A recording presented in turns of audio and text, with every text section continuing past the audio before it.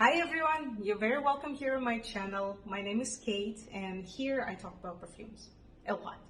And today I would love to discuss with you guys the best summer fragrances. I actually separated mine in groups to make it easier for you to navigate. And yes, before I forget, please don't forget to subscribe to my channel, to give this video a thumbs up, to comment. Please, if you have any thoughts, come on, share with me. Let's talk perfume. And let's just start. While you're doing all of this, I will begin. I will start with the freshies, and I will start with the main freshie. This is 4711. They're just the general cologne, which is considered the first cologne in Europe at least. I know that it's not technically true, but they promote themselves as the first cologne, so it's a big thing in Germany. And it's so cheap, and it's wonderful. It's a real cologne, so it will stay in your skin for about 15-30 minutes, usually, plus minus, more minus than plus. Yeah, this is a great thing. This is citrusy. This is very fresh. There is a ton of herbs. It's I think there's lavender too. So this basically smells like fresh air, citrusy fresh air. It's wonderful, amazing. Look at how much I'm using this. It's insane. It's insane. It's the most used bottle in my collection. Great. Just to refresh yourself in the morning. I just literally bathe myself like this in the morning. I just like, yeah, it's always nice to spray. Yes, so highly recommend. It's for me, sometimes it's a part of a morning routine thing. Just it helps me wake up when I go for a walk with my dog, and by the time when I'm back home, it's gonna evaporate already. So, and I can apply something else for the day. Next freshies I would like to talk about are Mugler. I couldn't pick one. I love these both. So these are two colognes from the cologne line. Fly Away is the first one. I think this is my favorite. So the main notes are cannabis and grapefruit, I believe. Maybe there are only two. And this doesn't smell too much like cannabis, so don't worry if you just don't want to smell like this. It's more grapefruity, but with cannabis tartness. It's beautiful. It's so refreshing. It's wonderful for the summer. It's very green. And even though it says cologne, it's I think it's Eau de Toilette. Yes, in the back I can see that it is Eau de Toilette. So it stays on the skin longer. So you will get at least a couple hours. So don't worry. Usually it actually stays on my clothes for at least 6, 7, or 8 hours. And it's amazing. I highly recommend this. Maybe you notice I'm going faster this time because I have so many fragrances and I don't want to make this video super long. Another cologne that I really like, and this is Eau de Toilette as well, but this wears like cologne, to be honest. So this is called Blow It Up, and the main notes are, I think it's a red currant or black currants or bay, and something else like citruses or maybe not. But mostly I smell black currant with red currant, both currants, with both berries and leaves a little bit, leaves a little more berries. And it's slightly soapy. Yeah, it's a little bit soapy. So this one is really a good refreshener. I use these equally, I think, in the morning because it disappears pretty quickly. Even though it says Eau de Toilette, this is more like a real cologne. And it says cologne, so they don't lie technically. Yeah. And the last, number 4 among my favorite freshies is the Bamboo Harmony by Kilian. This also doesn't stay very long on my skin. It actually imitates the smell of bamboo, and I also smell tea. So there's this, I see it as a Asian, maybe Chinese theme. So this doesn't stay on skin for too long, and it sits pretty close to your skin, so it doesn't project, it doesn't have a crazy projection, but it makes me feel like a beautiful, well-off woman who just left this spa, and there's still a smell of maybe lotions or oils on my skin and my face. It smells like a really, really nice cream, and of course, yes, tea, like a white tea. Yeah, I associate this with the white tea and cream. It's beautiful. It just gives me this very nice, luxurious spa vibe, if you know what I mean. I like it. But it disappears pretty quickly, so I can refresh after like half an hour, and I can use something else for the day. Okay, let's slowly move to other kind of freshies, but something with a little bit more, something with a little stronger character. This is a classic, this is a staple. This is L'Ombre dans l'Eau by Diptyque. And I just found out that this guy celebrated 40 years old. It still smells very, very modern, and I don't see anything vintage. Like some people say it smells vintage, I don't think so. I think it smells very modern.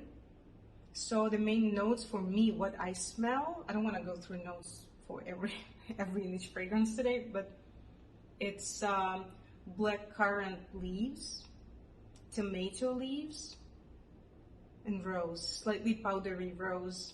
It's a pink rose, both the flower and the stem. I think it translates as the shadow on the water, or shade on the water, but it definitely has a lot of character, and people notice this one. It's unisex. Yeah, and all these are unisex too, of course. Yeah, this is beautiful, and I've been thinking for a couple of years actually about getting it, and a month ago I was like, okay, stop thinking, just get this thing and forget about it, because this is just a turmoil, endless turmoil. So yeah, it actually smells like my childhood. I remember when I spent summers with my grandma. She had a huge garden. She was a woman who could grow anything. Just, she had this kind of golden hands, and it kind of smells like my summers with my grandma there, because there's a prominent tomato and blackcurrant leaves, and there was a lot of those. So yeah, it's kind of nostalgic for me. Okay, another one, Maison Margiela, Untitled. It actually smells like, I'm not promoting anything here, I'm not marketing stuff that is bad for you, but it smells like a fresh pack of cigarettes. I know that there are a lot of different notes, and there are some plants and some plants that I don't even know, to be honest. And I kind of like that smell. Not to smoke the cigarettes, but just the smell of that pack. It's really nice. And maybe it has some white floral background, but it's very, very light. It's definitely not floral. It's more of this kind of fresh green, more like a planty fragrance. But it's very unique, and I recommend to try before you buy. Because this is very unique, and not everybody likes this kind of scent, but I feel like after you wear it for a couple hours, it just becomes this very interesting skin scent, and in the summer it feels great, and in the summer it just feels wonderful. It doesn't stand out much, and it doesn't feel like a fragrance. It feels like natural body smell, like a fresh, clean body. So yes, it's great. Try it. They're becoming more and more rare for some reason. I don't know why.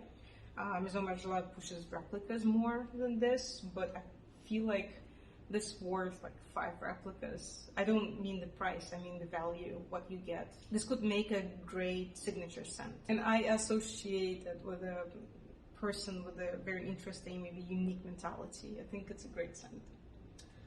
And another one from L'artisan Parfumeur. This is Chasse Papillons. Chasse Papillons. I think it's a correct name. You will see the name down there anyway, so don't worry. And this is a beautiful scent. This is very green. There's a tuberose and a lot of green notes. But it creates the feeling like you are in a field with white flowers and a lot of different plants.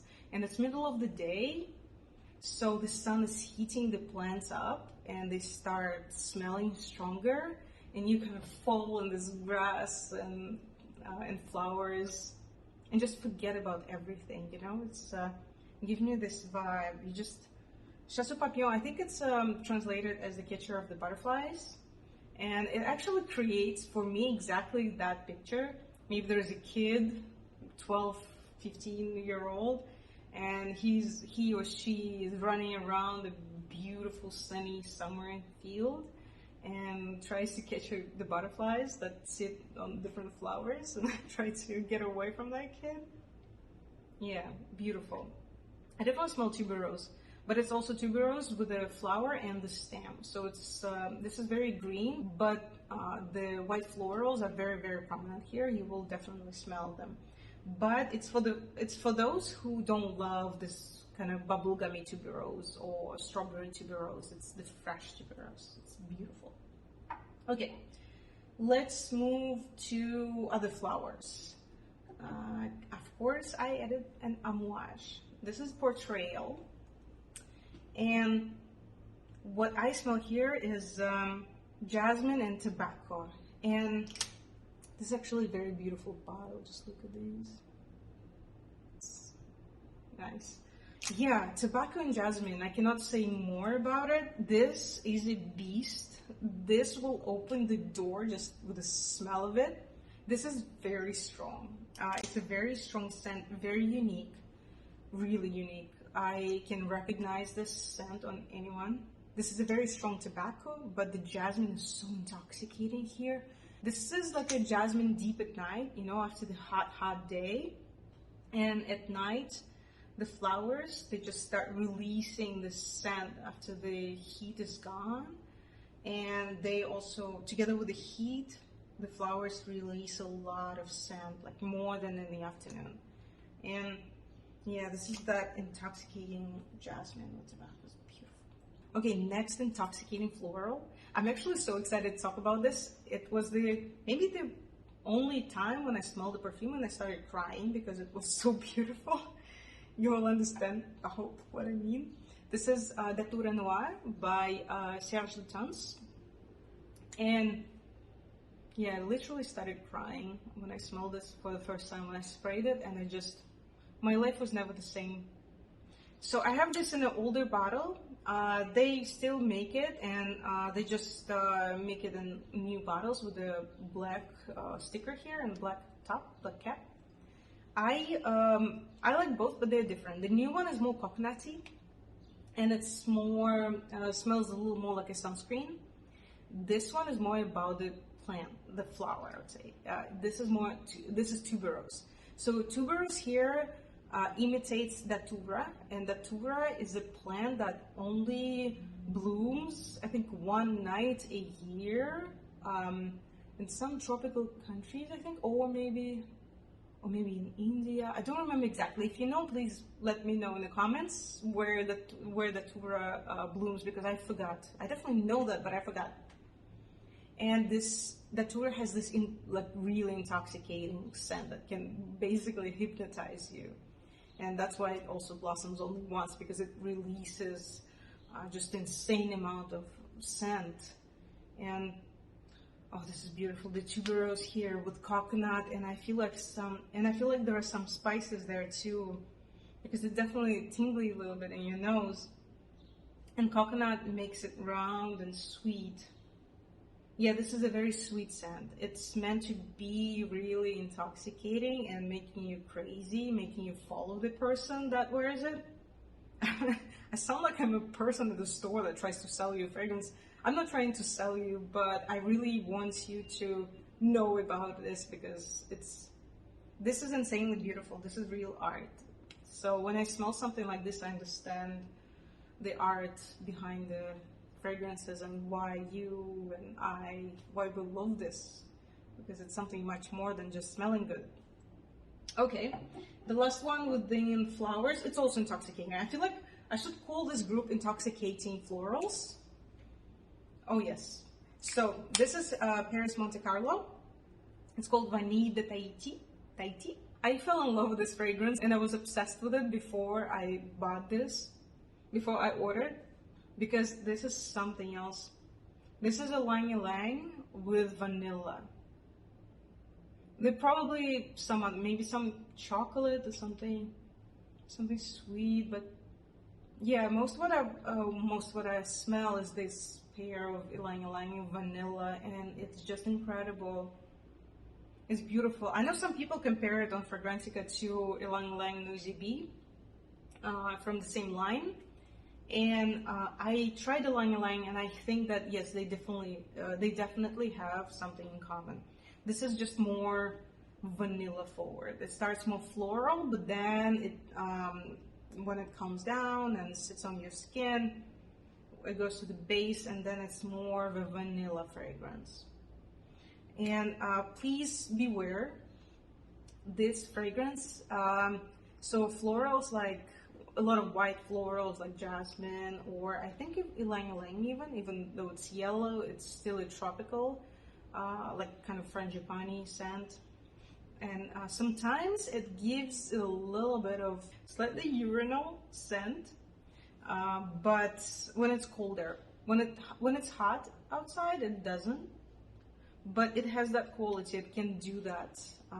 But I like it, to be honest, because I don't know, there's something about, I feel like there's a reason why in perfume, since older times, they used civets, like liquids, and musk deer liquids. And I will not continue this conversation because I don't know how you feel about it, but yeah, it definitely has that kind of urinal kind of scent a little bit sometimes, especially when it's chillier outside. So just beware, it can do it, but still don't worry too much. When it's hot, I don't think it comes out. Our next group is fruits. There are only two. You can say I'm not maybe a big fruit person. I'm starting my fruity journey.